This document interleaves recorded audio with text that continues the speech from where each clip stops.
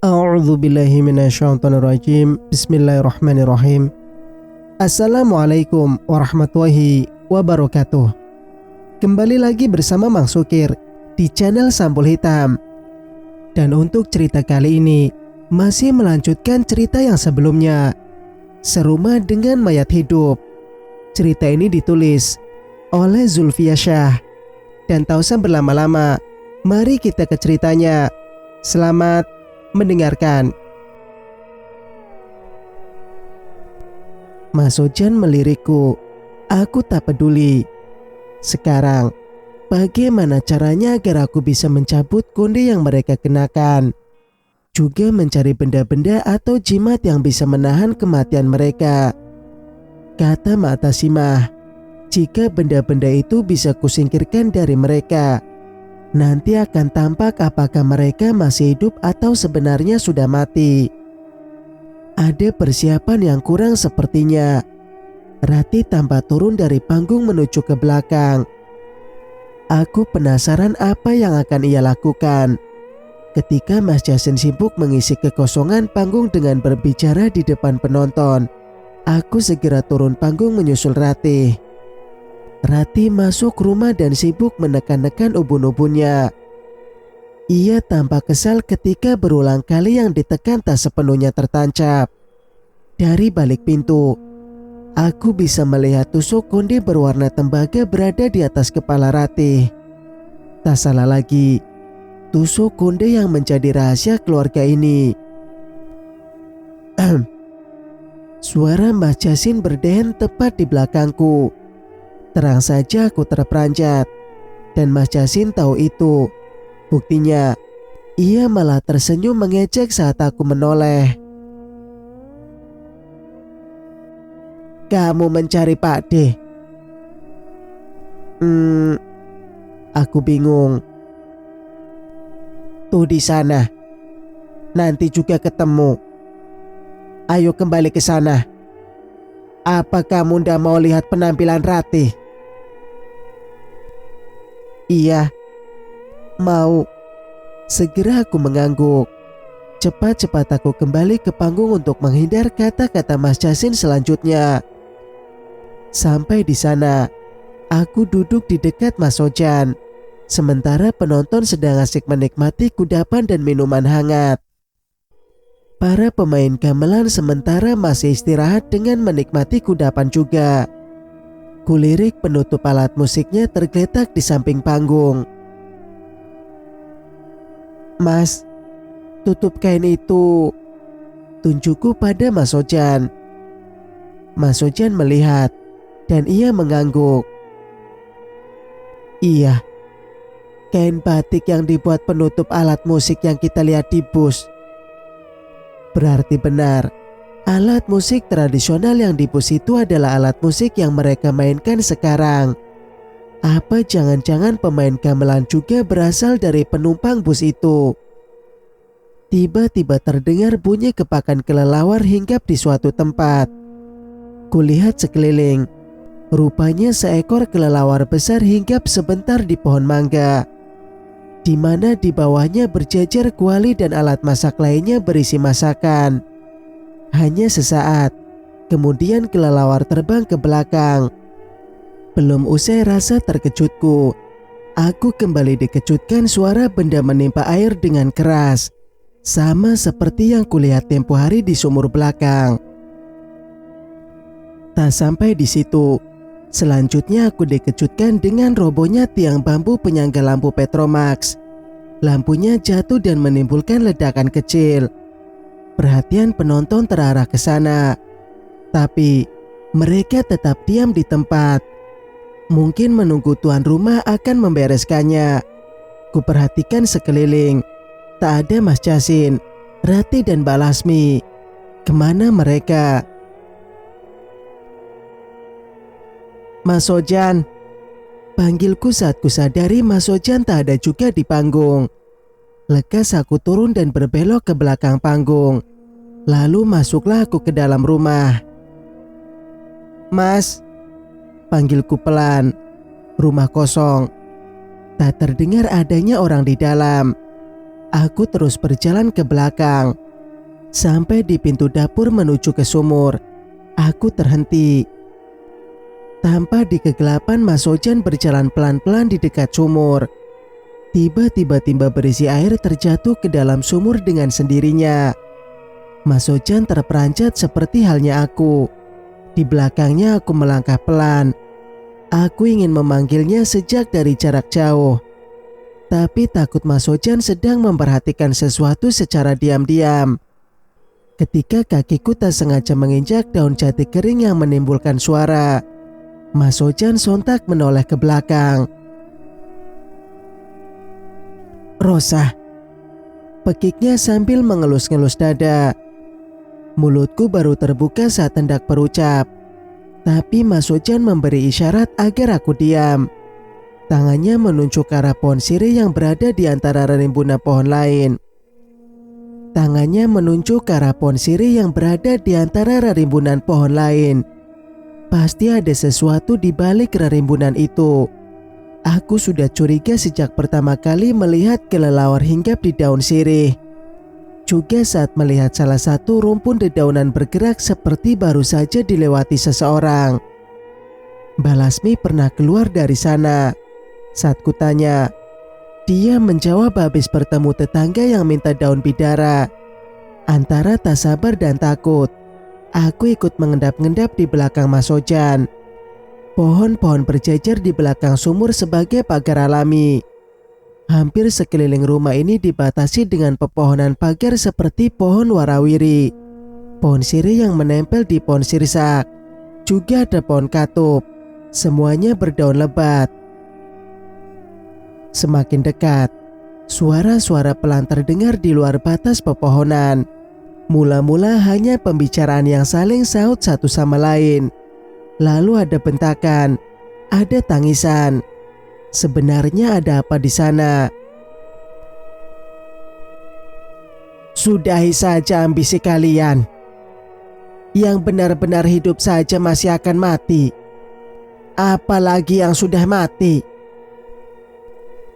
Mendengar suara itu jantungku berhenti sejenak. Itu suara Pak D. "Justru itu. Semua orang akan mati. Berarti semua orang juga berhak hidup dulu." Yang menyaut itu suara Mas Yasin. Sepertinya memang dia sangat jago berdebat. "Ndak ada kebaikan yang dicapai dengan cara ndak baik. Ndak akan ada kebahagiaan yang dicapai dengan cara merenggut kebahagiaan orang." Kali ini suara Bude Arum yang terdengar. "Aku ndak mengharap kebahagiaan. Aku hanya ingin hidup bersama Lasmi. Bahagia atau tidak, hidup sungguhan atau pura-pura hidup," balas Mas Yasin.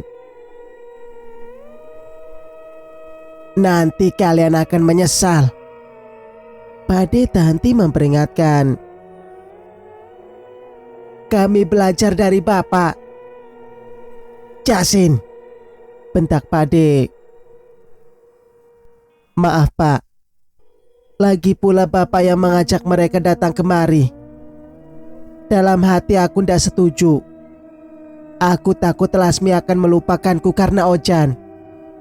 Ternyata mereka kami butuhkan untuk Lasmi dan Ratih. Terutama Ojan. Dia penyemangat untuk Lasmi. Sejak kedatangan mereka, aku merasa Lasmi lebih tampak normal. Berjalan, memasak. Padahal sebelumnya hanya terbujur di atas ranjang," ungkap Mas Yasin panjang lebar. "Bapak mengajak mereka ke sini untuk menebus kesalahan Bapak pada orang tua mereka. Beberapa kali Bapak memanfaatkannya, membohonginya," sesal Pak D.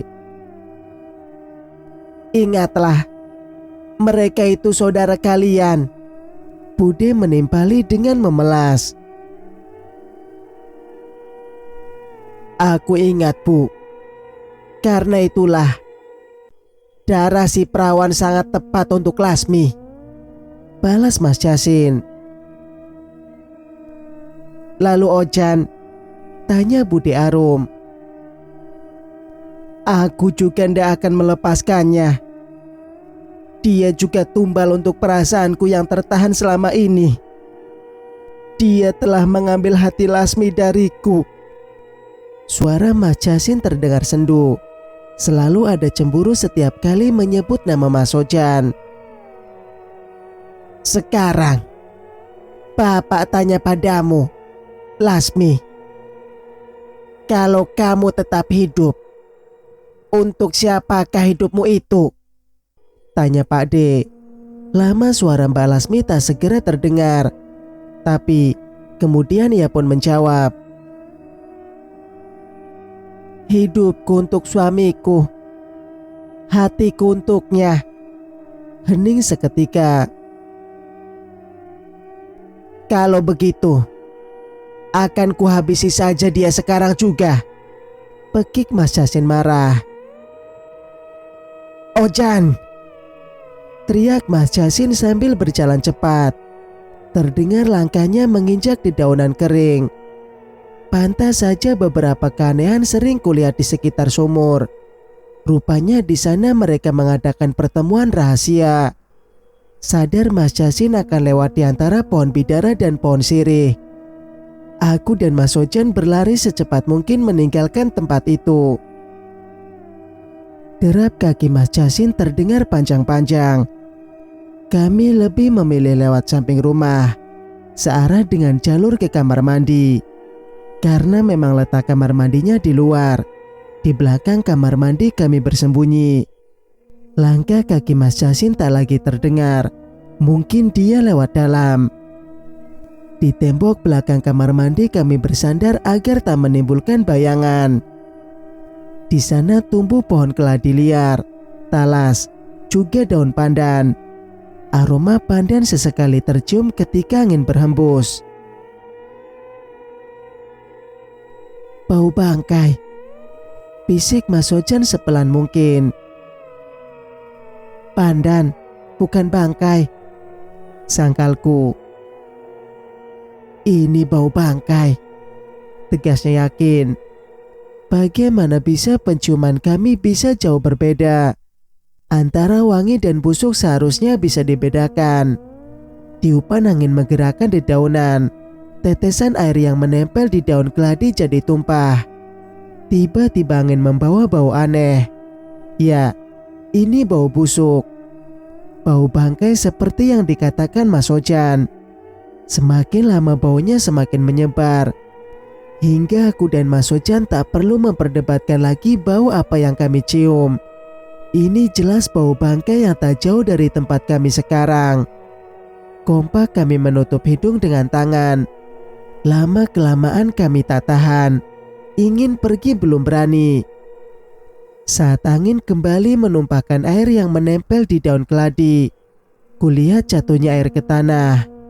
Dan tanah itu berbeda dari tanah sekitar yang ditumbuhi banyak tumbuhan.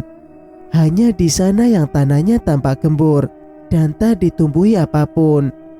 Diam-diam ku perhatikan tanah itu. Sampai kemudian aku yakin ada yang aneh di sana.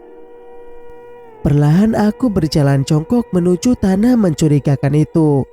Ku korek-korek sendiri tanahnya menggunakan dahan kering. Apa yang kamu lakukan? Protes Mas Ojan. Shh. Ku letakkan ibu jari di bibir. Jangan cari masalah. Jangan-jangan ada hal mencurigakan yang kita lewatkan, bisikku.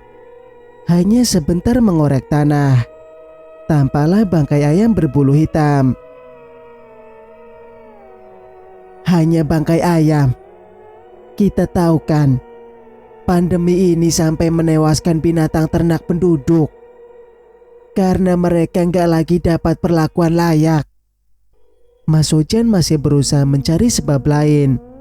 Padahal dia sendiri juga curiga dengan ketidakberesan ini. Aku tahu, karena Mas Ojan sudah beberapa kali seperti itu. Semakin dalam menggali, bukan bangkai ayam saja yang kutemukan, melainkan bangkai manusia. Memang tubuhnya sudah membusuk. Apalagi beberapa anggota tubuhnya ada yang berpisah-pisah. Jari-jari tangannya hilang. Dari pergelangan kaki ke bawah juga hilang. Kecurigaanku mulai timbul. Jangan-jangan jari-jari yang dalam bakso yang pernah dimasak Mbak Lasmi berasal dari mayat ini. Ingatan tentang baju berdarah yang kutemukan dalam kamar mandi kembali terlintas.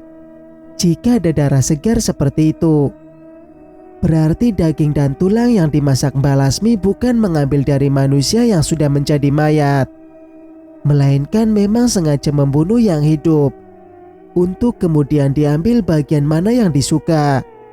Atau jangan-jangan memang dari mayat inilah daging-daging yang dimasak setiap hari diambil.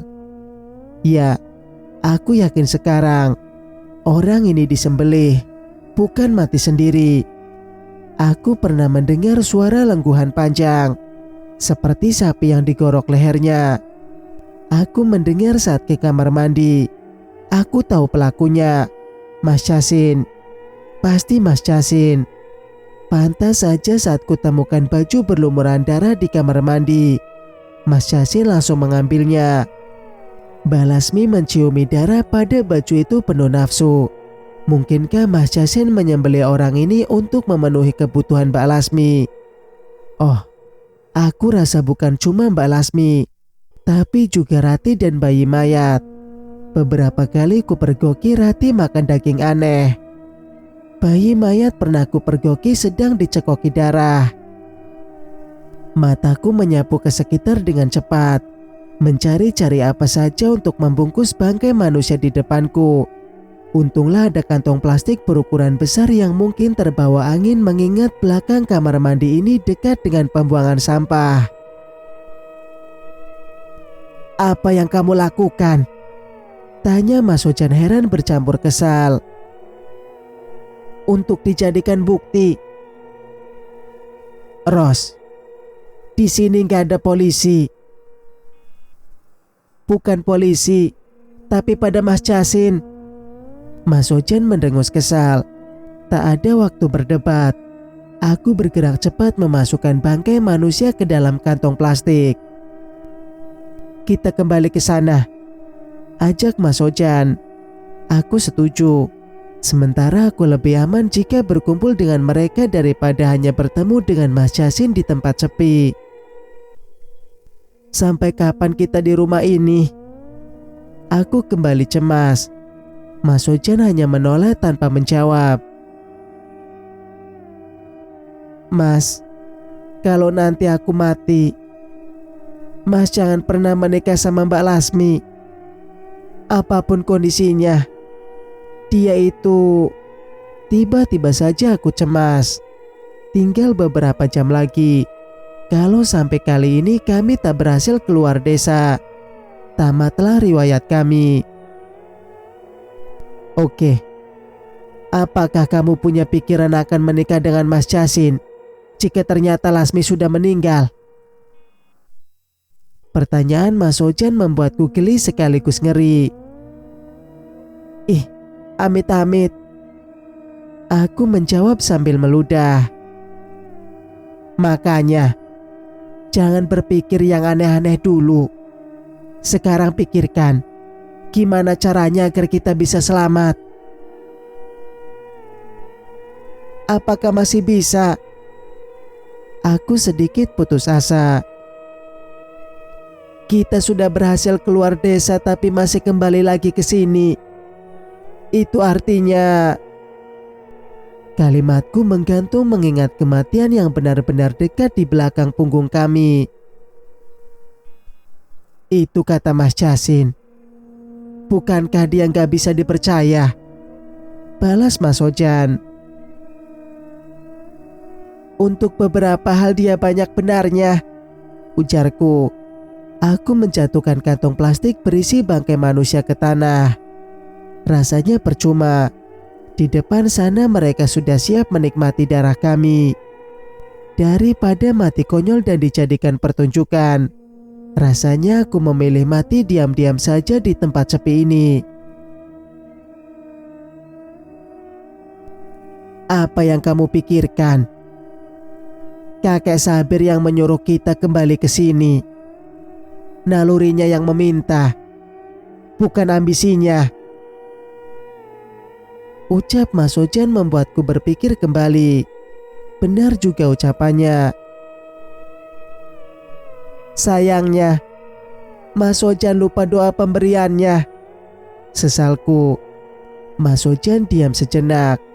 Kemudian ia berkata, aku ingat kok. Sudahlah, ayo kembali sebelum dicari.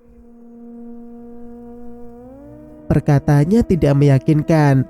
Jelas sekali dia berbohong demi mengembalikan keberanianku. Mau tak mau aku melangkah lunglai di belakangnya. Kami melewati sisi kiri bangunan rumah, hingga kemudian tembus ke tempat masakan dalam kuali dan periuk berukuran besar. Aroma sup tercium sangat lezat. Kalau kami tak selamat, daging dan tulang kami akan mereka makan bersama kuah itu nanti. Singkat cerita, dari sisi panggung tampak Budi Arum sedang menembang. Seperti tahu dengan keberadaan kami, tiba-tiba ia menoleh ke kiri dengan tangan diletakkan di depan dada. Sama seperti saat pertama kali kami masuk ke acara ini. Tangan Budi Arum diam-diam memberi isyarat agar kami pergi. Tapi, bagaimana caranya? Sementara Mas Yasin kini tengah berjalan ke tepi panggung, seakan-akan mau menyambut kami. Dengan berpura-pura santai kami kembali bergabung ke atas panggung. Rati masih duduk siap-siap akan tampil. Mbak Lasmi kembali sibuk mengantarkan kudapan lain kepada para penonton. Selanjutnya ia naik ke panggung dengan membawa mampan berisi minuman beraroma rempah. Kesempatan ini tak kami lewatkan. Saat Mbak Lasmi berjalan dengan lututnya karena posisi kami sedang duduk semua. Mas Ojan melambaikan tangan tanda ingin meminta minuman yang dibawanya. Mbak Lasmi menyelesaikan dulu berbagi minuman pada pemain gamelan. Selanjutnya, ia benar-benar membawa nampan ke tempat kami. Ketika ia menunduk untuk menuangkan minuman dari teko kuningan, tampaklah sebuah benda warna tembaga tertahan di kepalanya. Mas Ojan menatapku sebentar dan memberi isyarat dengan melirik ke arah kepala Mbak Lasmi. Aku mengerti dan segera beraksi. Aduh, tumpah. Maaf, gak sengaja. Seruku saat minuman itu tumpah di pangkuanku. Sengaja aku menyenggolnya, hingga gerakan kakunya memudahkanku menumpahkan minuman. Lantas aku berdiri untuk mengipas-ngipas rok yang basah. Sementara Mbak Lasmi sibuk menuang minuman ke gelas Mas Ojan. Saat itulah aku mencabut tusuk konde yang menempel di kepalanya. Kugunakan tenaga ekstra untuk mencabut, karena ternyata tusuk konde itu tertancap sedikit keras. Sontak saja Mbak Lasmi berteriak. Kalau saja aku tak bisa melakukannya sekali cabut, Mbak Lasmi akan berontak, dan kegagalan selanjutnya akan menyusul. Mendengar teriakan Mbak Lasmi, Mas Yasin gegas mendekat. Belum sempat mengadu, tubuh Mbak Lasmi bergerak ke atas ke bawah, seperti mainan hampir kehabisan baterai. Matanya menatap lurus tanpa berkedip. Lasmi, panggil Mas Yasin panik. Dia kenapa? Tanyaku pura-pura panik. Mas Yasin hanya menatapku marah. Sepertinya ia curiga padaku. Tapi sekarang ia lebih sibuk mengangkat tubuh istrinya menepi dari panggung. Jangan dibawa ke dalam, Mas. Biarkan dia di ujung sana. Siapa tahu dia hanya lelah. Sebentar lagi pasti sadar. Usul Mas Ojan sambil menunjuk ujung panggung tak jauh dari pemain gamelan. Biasanya orang pingsan akan sadar saat mendengar bunyi-bunyian secara terus-menerus. Imbuhnya. Kali ini Mas Jasin menurut demi istri tercintanya. Diletakkan tubuh Mbak Lasmi tak jauh dari pemain gamelan. Rati menjaga di sebelahnya. Untuk sementara, Mas Jasin kembali ke tengah panggung. Saat itulah aku berdiri untuk menuju ke tempat Rati dan Mbak Lasmi. "Mau melihatnya?" ujarku saat melihat Mas Jasin memperhatikanku penuh tanya.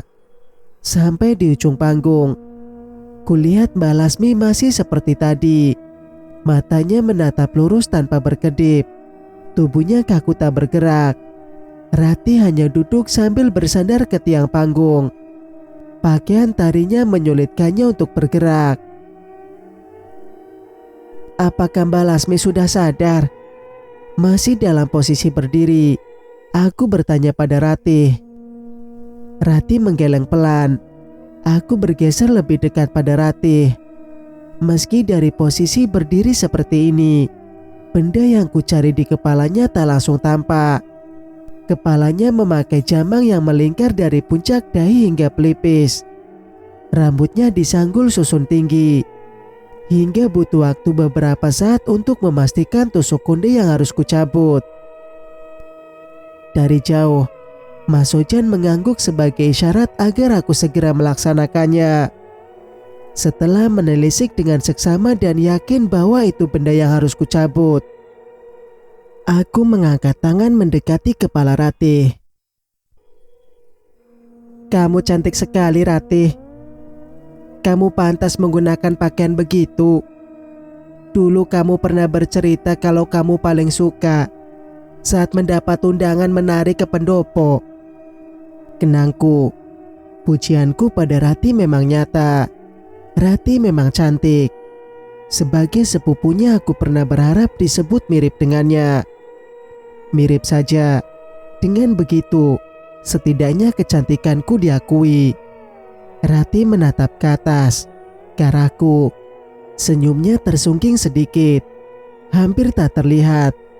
Sekilas kenangan kami sebagai keluarga terlintas, di mana dulu keluarga kami saling bertemu, meski tak akrab. Dia sama santunya seperti Budi Arum. Ngilu dadaku ketika sadar, sebentar lagi aku akan membunuhnya. Bukan membunuh, hanya memastikan dia sudah mati atau tidak. "Jamangmu bagus," pujiku sambil menyentuh jamang di kepalanya pelan-pelan. Lantas semakin naik ke ubun-ubunnya, dan seketika ku cabut tusuk konde yang terselip di balik sanggulnya yang tinggi. Sekali cabut benda itu keluar dari ubun-ubunnya, Rati tersentak, mulutnya sedikit menganga. Suara yang keluar pun hanya seperti batuk. Tubuhnya tidak roboh karena bersandar ke tiang panggung. Setelah kupastikan ia tak berkedip, ia pun tak bergerak. Aku kembali ke tengah panggung. Mas Jasin menoleh ke ujung panggung. Sepertinya tak sabar ingin segera ke sana. Tapi ia masih harus menyampaikan acara selanjutnya pada penonton. "Inilah acara yang ditunggu-tunggu. Sepertinya penonton sudah tak sabar ingin menari bersama Ratih. Kepada saudara Ratih, monggo tampilkan tariannya." Mas Jasin mempersilahkan dengan intonasi semangat. Semua menunggu. Pemain musik siap menabuh, tapi Rati tak kunjung maju. "Ayo, monggo Ratih," ulang Mas Jasin seraya menoleh ke arah Rati. Rati masih bergeming. Budi Arum tanpa duduk beristirahat setelah beberapa kali menyinden. Tak tampak kekhawatiran di wajahnya. Ia malah menyesap minuman dengan nikmat. "Ratih." Sekali lagi Mas Jasin memanggil. Setelah ditunggu tapi tak mendapat respon, Mas Jasin akhirnya ke samping panggung untuk memastikan apa yang terjadi pada Ratih. Melihat Ratih seperti baik-baik saja, Mas Jasin mengulang ajakannya agar Ratih segera maju. "Ayo, ajaknya sambil menyentuh pundak Ratih. Akibat sentuhannya, seketika Ratih terjatuh, mirip seperti manekin dalam posisi yang tidak seimbang. Sontak Mas Yasin terbelalak. Melihat dua wanita terdekatnya tergeletak kaku, wajah Mas Yasin berubah sendu. Wajahnya memerah karena khawatir dan marah. Selanjutnya ia menatapku penuh selidik. "Dia kenapa?" Lagi-lagi aku berpura-pura tak tahu apapun. Belum ada kalimat yang terucap dari Mas Yasin. Kini ia lebih sibuk mengurus Mbak Lasmi dan Ratih. Penuh harap ia menggoyang-goyangkan tubuh keduanya. Nihil, tak ada gerakan apapun. Kecurigaannya terhadapku semakin bertambah. Tapi ia belum bisa menuduh langsung karena belum menemukan bukti. Matanya berkeliling ke sekitar panggung, mencari-cari penyebab robohnya Ratih dan Mbak Lasmi. Mata Mas Yasin berhenti pada sebuah kantong plastik berisi bangkai manusia yang tadi kubawa. Sebelum Mas Yasin mengambil, aku lebih dulu mengambilnya di ujung panggung. Lantas kusodorkan padanya. "Apa ini?" tanya Mas Yasin bingung. Aku tak menjawab dan membiarkan Mas Yasin membukanya. Saat kantong plastik terbuka, tampaklah kepala manusia dan organ-organ lainnya yang sudah tak utuh. Wajah Mas Yasin penuh amarah bagai petir. "Sebagai oleh-oleh. Biasanya kalau datang ke rumah orang yang lagi punya gawe, kan bawa buah tangan. Gak seberapa sih. Mohon diterima ya." Kuserahkan kantong plastik itu pada Mas Yasin. Dada Mas Yasin tampak naik turun. Tangannya mencengkram kantong plastik penuh amarah. Aku tak tahu apakah ia akan membuangnya atau justru akan marah padaku. "Coba berikan itu pada Mbak Lasmi dan Ratih. Siapa tahu mereka jadi sembuh," usulku. Kemarahan Mas Yasin semakin memuncak, tapi ia masih menahannya. "Bukannya itu memang makanan mereka? Mereka biasanya makan daging manusia kan?" Aku bertanya sok tenang. Mas Yasin belum bertindak apapun. Ia masih berdiri sambil menatapku penuh amarah. "Coba saja. Siapa tahu nanti mereka jadi sembuh. Kalau dibiarkan, kasihan mereka. Masa iya mereka mau dibiarkan gak bergerak begitu?" Kembali Mas Yasin sadar bahwa kekasih hatinya telah terbujur kaku. Lantas ia berjalan mendekati Mbak Lasmi. Ada air yang menetes di ujung matanya. Sebenarnya aku tak tega melihat betapa besarnya cinta dan pengorbanan Mas Yasin untuk Mbak Lasmi. Dibelainya pipi Mbak Lasmi dengan cinta. Ia masih berharap Mbak Lasmi akan bangkit kembali. Kemudian tangannya naik ke kepala. Ia juga membelai rambut istrinya penuh harap. Namun pelayannya terhenti ketika menyadari ada yang hilang di kepala Mbak Lasmi. Mas Yasin mengurai rambut istrinya dan mencari-cari sesuatu di sana. Setelah tak menemukan apapun, ia berpindah ke arah Ratih dan memeriksa kepalanya. Melihat kepala Ratih juga kehilangan sesuatu. Mata Mas Yasin terbelalak tak percaya. Ini jelas bukan jatuh. Pasti ada orang yang mengambilnya. Tak ada orang lain yang patut dicurigai selain aku dan Mas Ojan. Tiba-tiba terdengar teriakan yang menggema. Teriakan pilu dan marah. Teriakan itu berasal dari Mas Yasin. Meski marah pada kami, Mas Yasin tak melakukan apapun. Ia lebih sibuk menangisi kekasihnya yang sudah terbujur kaku. "Lasmi, Lasmi, bangun Lasmi!"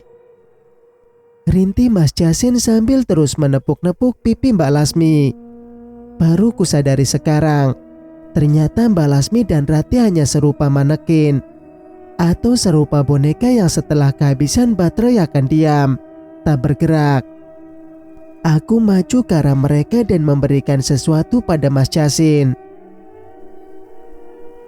Ini yang Mas Jasin cari.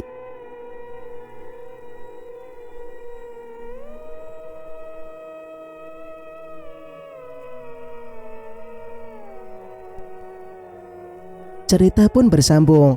Jika kalian suka dengan ceritanya, jangan lupa untuk like, komen, dan subscribe channel ini agar bisa mendengarkan cerita-cerita berikutnya. Wassalamualaikum warahmatullahi wabarakatuh.